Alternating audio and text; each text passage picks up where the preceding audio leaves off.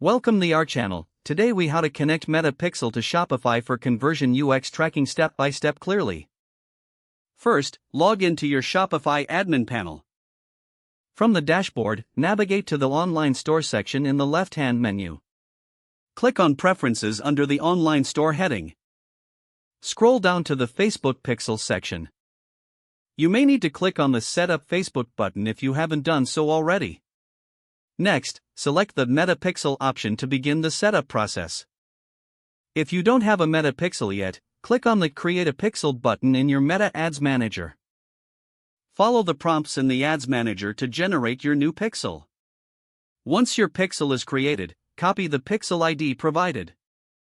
Return to your Shopify admin panel and paste the pixel ID into the corresponding field.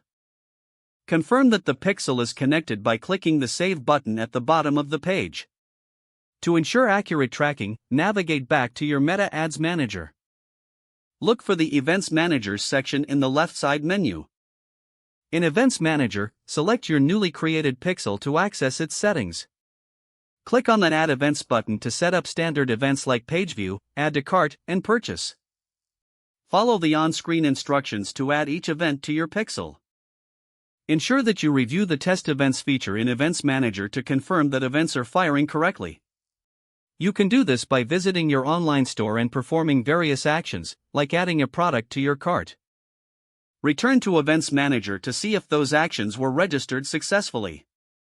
Once verified, you can use this data to optimize your advertising campaigns. Regularly check your Events Manager for any discrepancies or improvements necessary.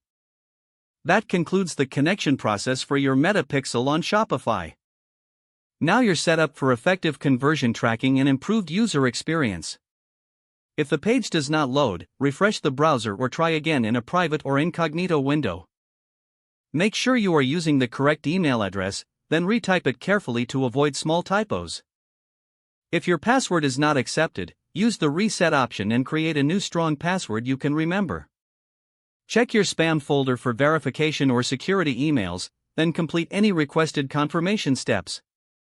Enable two-factor authentication if available to improve account security and reduce unauthorized access risk. Don't forget to like this video and subscribe to our channel for more step-by-step tech guides.